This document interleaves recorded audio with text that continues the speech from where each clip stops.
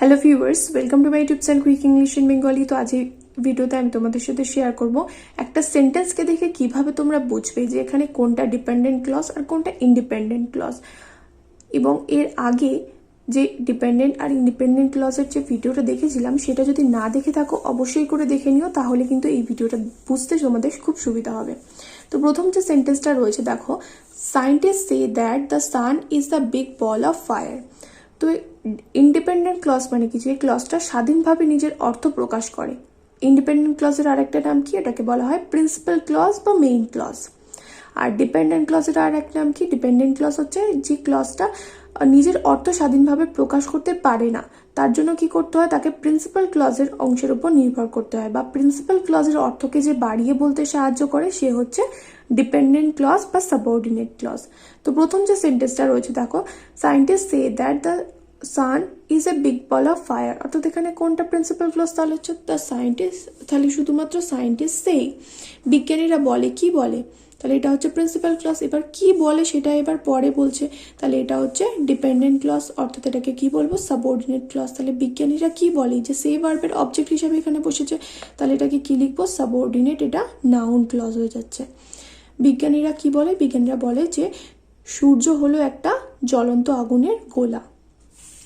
তারপর এটা, though it breaks the rose is beautiful. যদিও এটা কাঁটা ফোটায় তাও গোলাপ সুন্দর। তাহলে গোলাপ সুন্দর, তাহলে দো ইট ব্রেক্স এটা হচ্ছে কি, এটা হচ্ছে সাবঅর্ডিনেট পার্ট, আর it the rose is beautiful এটা হচ্ছে প্রিন্সিপাল ক্লজ।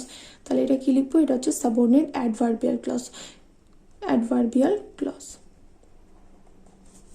তারপর Suparna will not come to school as she is ill. Suparna স্কুলে আসবে না, কেন আসবে না স্কুলে, কারণ সে অসুস্থ। তাহলে কারণ বোঝাচ্ছে অ্যাডভার্বিয়াল ক্লজ অফ রিজন। তাহলে অ্যাজ শি ইজ ইল এটা হচ্ছে subordinate adverbial clause, adverbial clause. আর এটা বাকি পার্টটা হচ্ছে principal clause, P full stop C. তারপরটা, Ayan who is my friend is very tall. Ayan যে কিনা আমার বন্ধু হয় খুব লম্বা। তাহলে অয়নটা হচ্ছে এখানে প্রিন্সিপাল ক্লজের অংশ, আর ইজ ভেরি টল হচ্ছে প্রিন্সিপাল ক্লজের অংশ, এবং বাকিটা পড়ে থাকলে যে হু ইজ মাই ফ্রেন্ড, যে হয় আমার বন্ধু, এটা হচ্ছে subordinate noun clause, sorry subordinate এটা অ্যাডজেক্টিভ ক্লজ। কারণ এখানে অয়নের সম্বন্ধে বলছে। অয়ন কে, অয়ন হলো আমার বন্ধু যে কিনা খুব লম্বা। তাহলে অয়ন আমার বন্ধু, তাহলে অয়নের সম্বন্ধে বলছে, তাহলে এটা কি হয়ে গেল, অ্যাডজেক্টিভ ক্লজ। তারপরটা, the little swallow if you stay, ছোট্ট সোয়ালো যদি তুমি থাকো, ফ্লাই ওভার দিস ল্যান্ড এই দেশটার উপর দিয়ে উড়ে বেড়াও। তাহলে ছোট্ট সোয়ালো এটা হচ্ছে principal clause. Fly over the fly over this land মানে এই ল্যান্ড বা দেশের উপর দিয়ে তুমি উড়ে বেড়াও, এটাও প্রিন্সিপাল ক্লজের অংশ। যদি তুমি থাকো, তাহলে যদি তুমি থাকো এটা শর্ত বোঝাচ্ছে, যদি তুমি থাকো তাহলে এই দেশটার উপর দিয়ে বা এই ল্যান্ডটার উপর দিয়ে তুমি উড়ে বেড়াও। তাহলে এটা কি বোঝাচ্ছে, এটা হচ্ছে সাবঅর্ডিনেট অ্যাডভার্বিয়াল ক্লজ। তারপর, I know your uncle who is a doctor. আমি তোমার কাকাকে চিনি যে কিনা একজন ডাক্তার। তাহলে আই নো ইয়োর আঙ্কেল এটা হলো প্রিন্সিপাল ক্লজ। এবার কাকার পরিচয় দিচ্ছে, তাহলে কাকা একটা নাউন, নাহলে আঙ্কেল একটা নাউন, সেই নাউনের যে পরিচয় দেয় তাকে আমরা কি বলি, অ্যাডজেক্টিভ। তাহলে এখানে কি লিখবো, subordinate adjective clause, subordinate adjective clause. তারপরটা, when he came out of the examination centre he saw his father. যখন সে পরীক্ষার হল থেকে বেরিয়ে এলো তখন সে তার বাবাকে দেখতে পেলো। তাহলে এখানে সময় বোঝাচ্ছে যে যখন সে পরীক্ষার হল থেকে বেরিয়ে এলো তখন সে তার বাবাকে দেখতে পেলো। তাহলে সময় বোঝালে এটা কি হয়, সময় কিসে বোঝায়, অ্যাডভার্বিয়াল ক্লজ অফ টাইমে। তাহলে এটা কি হয়ে যাবে, subordinate adverbial clause, subordinate adverbial clause. আর হি স হিজ ফাদার এটা হলো প্রিন্সিপাল ক্লজ, সে তার বাবাকে দেখেছিল, এটা হলো প্রিন্সিপাল ক্লজ, এটা অর্থ স্বাধীনভাবে প্রকাশ হচ্ছে। তারপর একটা, I have a pen which is red in colour. আমার একটা পেন আছে যার রং লাল। তাহলে যেটার রং লাল, তাহলে আমার একটা পেন আছে, এটা হচ্ছে প্রিন্সিপাল ক্লজ। এবার পেনটার সম্বন্ধে বলছে, পেনটা একটা নাউন, কমন নাউন, সেই নাউনের সম্বন্ধে বলছে। তাহলে নাউনের যে বর্ণনা দেয় তাকে কি বলা হয়, অ্যাডজেক্টিভ। তাহলে এটা কি হয়ে গেল, সাবঅর্ডিনেট অ্যাডজেক্টিভ ক্লজ। তারপর, অ্যাজ শি ইজ সিক, যেহেতু সে অসুস্থ ছিল, সে ক্যান নট ওয়াক, তাই সে হাঁটতে পারে না। তাহলে যেহেতু সে অসুস্থ ছিল সে হাঁটতে পারে না, তাহলে সে ক্যান নট ওয়াক এটা হচ্ছে প্রিন্সিপাল ক্লজ, আর যেহেতু সে অসুস্থ ছিল তাহলে এটা কি লিখবো, সাবঅর্ডিনেট। এখানে কারণ বোঝাচ্ছে, তাহলে রিজন হচ্ছে, তাহলে subordinate adverbial clause, full stop. তারপর এটা we shall stay at home, আমরা বাড়িতে থাকবো। ইফ ইট রেইনস, যদি বৃষ্টি পড়ে, তাহলে আমরা বাড়িতে থাকবো, এটা কি হলো, এটা হচ্ছে প্রিন্সিপাল ক্লজ। যদি বৃষ্টি পড়ে তাহলে এটা হলো সাবঅর্ডিনেট অ্যাডভার্বিয়াল ক্লজ। তাহলে এটা শর্ত বোঝাচ্ছে, যদি বৃষ্টি পড়ে তাহলে আমরা বাড়িতে থাকবো। তারপর এটা this is the place where Rabindranath was born, এইটাই হলো সেই জায়গা যেখানে রবীন্দ্রনাথ জন্মেছিল। তাহলে দিস ইজ দ্য প্লেস, এখানে কি জায়গাটা সম্বন্ধে বলছে, তাহলে দিস ইজ দ্য প্লেস যেখানে রবীন্দ্রনাথ জন্মেছিল, তাহলে দিস ইজ দ্য প্লেস জায়গা বোঝাচ্ছে। তাহলে এটা কি হবে, দিস ইজ দ্য প্লেস হচ্ছে এখানে প্রিন্সিপাল ক্লজ, যেখানে রবীন্দ্রনাথ জন্মেছিল। তাহলে যেখানে রবীন্দ্রনাথ জন্মেছিল, তাহলে this is the place where Rabindranath was born. তাহলে এটা কি হয়ে যাবে, সাবঅর্ডিনেট কি ক্লজ, এটা হলো সেই জায়গা যেখানে রবীন্দ্রনাথ জন্মেছিল। তাহলে জায়গাটা সম্বন্ধে বলছে যেখানে রবীন্দ্রনাথ জন্মেছিল, তাহলে এখানে কি হয়ে যাবে, এটা প্লেস বোঝাচ্ছে, অ্যাডভার্বিয়াল ক্লজ অফ প্লেস। তাহলে এখানে জায়গা বোঝালে কি হয়ে যাবে, জায়গা বোঝালে এখানে তাহলে এটা কি হবে বলো তোমরা, তাহলে এটা সাবঅর্ডিনেট অ্যাডভার্বিয়াল ক্লজ হয়ে গেল। তারপর এটা অ্যাজ ইট ইজ রেইনিং, যেহেতু বৃষ্টি পড়ছিল, I will not, as it is raining যেহেতু বৃষ্টি পড়ছে, I will not go out, আমি বাইরে যাবো না, তাহলে I will not go out এটা হচ্ছে principal clause. As it is raining এটা হচ্ছে কি, সাবঅর্ডিনেট অ্যাডভার্বিয়াল ক্লজ, কারণ বোঝাচ্ছে। তারপর এটা ইট ইজ সার্টেন, এটা নিশ্চিত, কি নিশ্চিত, এটা হলো প্রিন্সিপাল ক্লজ। কি নিশ্চিত, that the barking dog does not bite, যে খেবু করা কুকুর সবসময় কামড়ায় না, তাহলে এটা কি হলো, কুকুরটার সম্বন্ধে বলছে, মানে কুকুরটার সম্বন্ধে তো বলছে না, ইট ইজ সার্টেন কি নিশ্চিত, ইটটার পরিচয় দিচ্ছে, কি নিশ্চিত কি সম্বন্ধে বলছে, তাহলে এটা কি হয়ে গেল, এটা সাবঅর্ডিনেট নাউন ক্লজ হচ্ছে। কি নিশ্চিত, এখানে দেখো কোনো কিছু সম্বন্ধে কিন্তু বলছে না, কি নিশ্চিত একটা সাধারণ বক্তব্য দিচ্ছে যে ঘেউ ঘেউ করা কুকুর সবসময় কামড়ায় না।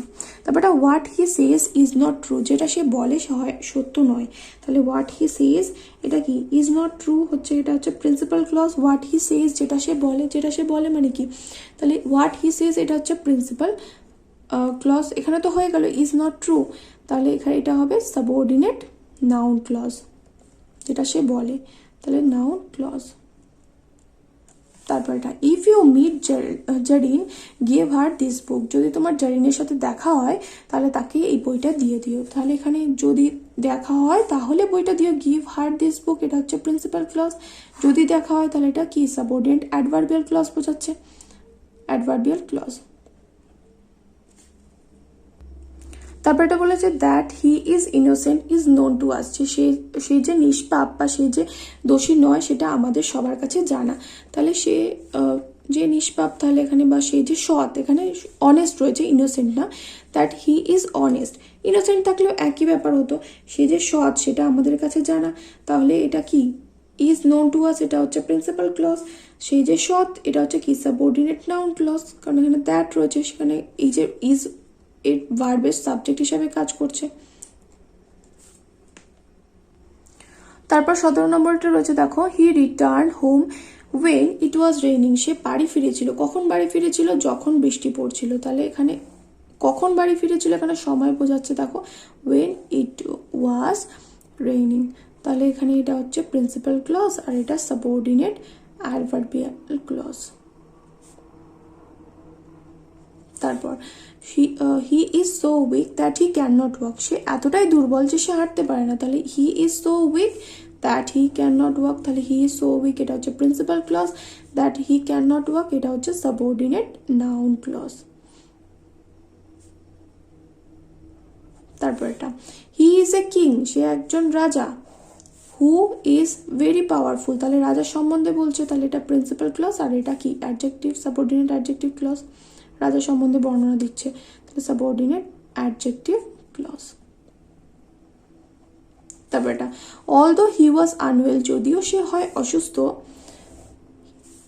অসুস্থ ছিল, হি ওয়েন্ট আউট তাও সে বাইরে গেল, তাহলে এটা প্রিন্সিপাল ক্লজ। আর যদিও সে অসুস্থ ছিল তাহলে এখানে কি বোঝাচ্ছে, এটা তাহলে সাবঅর্ডিনেট অ্যাডভার্বিয়াল ক্লজ হবে, অলদো এগুলো থাকলে সাবঅর্ডিনেট অ্যাডভার্বিয়াল ক্লজ হয়, অ্যাডভার্বিয়াল ক্লজ। তারপর এটা what the boy says is true, যেটা ছেলেটা বলেছে বা বলে সেটা হয় সত্য, তাহলে ইজ ট্রু এখানে হচ্ছে principal clause. What the boy says is ভার্বের সাবজেক্ট হিসেবে এখানে বসেছে, তাহলে এটা সাবঅর্ডিনেট নাউন ক্লজ। তারপর 23-এরটা দেখো, শি ওয়াজ হাংরি, সে ছিল ক্ষুধার্ত। দ্য বেবি ক্রাইড আউট, বাচ্চাটা কেঁদে উঠলো, তাহলে এখানে when she was hungry, যখন সে ছিল ক্ষুধার্ত।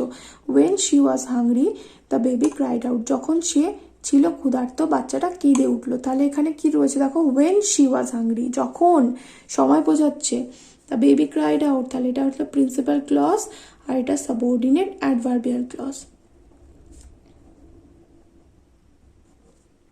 তারপর when she awake, যখন সে জেগে উঠলো, she cried out good morning in a cheerful voice, তাহলে এখানে when she awake, যখন সে জেগে উঠলো, she cried out good morning, সে চিৎকার করে বললো, কি বললো, good morning in a cheerful voice, তাহলে এটা হচ্ছে প্রিন্সিপাল ক্লজ। আর যখন সে জেগে উঠলো তাহলে সাবঅর্ডিনেট, এটা হলো অ্যাডভার্বিয়াল ক্লজ, কারণ এখানে সময় বোঝাচ্ছে যখন সে জেগে উঠলো। তারপর I know the man who come here, আমি লোকটাকে চিনি যে এখানে এসেছিল, তাহলে আই নো দ্য ম্যান এখানে হচ্ছে কি subordinate, I know the man এটা হচ্ছে প্রিন্সিপাল ক্লজ, এটা হচ্ছে ইন্ডিপেন্ডেন্ট পার্ট, তাহলে আমি লোকটাকে চিনি, কোন লোকটাকে চিনি, হু কেম হিয়ার, যে এখানে এসেছিল, তাহলে এটা কি হলো সাবঅর্ডিনেট অ্যাডজেক্টিভ ক্লজ, লোকটার সম্বন্ধে বলছে। তারপর এটা দো হি ওয়াজ ইনোসেন্ট, যদিও সে ছিল নিষ্পাপ, হি ওয়াজ পানিশ, তাও তাকে শাস্তি দেওয়া হয়েছিল, তাহলে এখানে তাকে শাস্তি দেওয়া হয়েছিল, হি ওয়াজ পানিশড, এটা হলো প্রিন্সিপাল ক্লজ, যদিও সে নিষ্পাপ ছিল বা যদিও তার কোনো দোষ ছিল না, তাহলে এটা কি হলো সাবঅর্ডিনেট অ্যাডভার্বিয়াল ক্লজ, এখানে লিখবো অ্যাডভার্বিয়াল ক্লজ। তারপর এটা 27 নম্বরটা দেখো, we all know that India is a great country, তাহলে উই অল নো এটা হলো principal clause, that India is a great country এটা হলো subordinate noun clause, subordinate noun clause হলো। তারপরটা এবার দেখো 28 নম্বর আর 29 নম্বরটা তোমাদের হোমওয়ার্ক, তোমরা আমাকে কমেন্ট করে জানাবে অ্যান্সারগুলো কী হবে। তো প্রথমটা রয়েছে I buy whatever I need, তারপরে 29 নম্বরটা বলেছে he likes people who work hard, তাহলে এই দুটো হলো তোমাদের হোমওয়ার্ক, তোমরা ফটাফট অ্যান্সারগুলো কিন্তু আমাকে কমেন্ট করে জানাও যে কী হবে অ্যান্সারগুলো। দেখা হবে নেক্সট ভিডিওতে, টিল দেন বাই।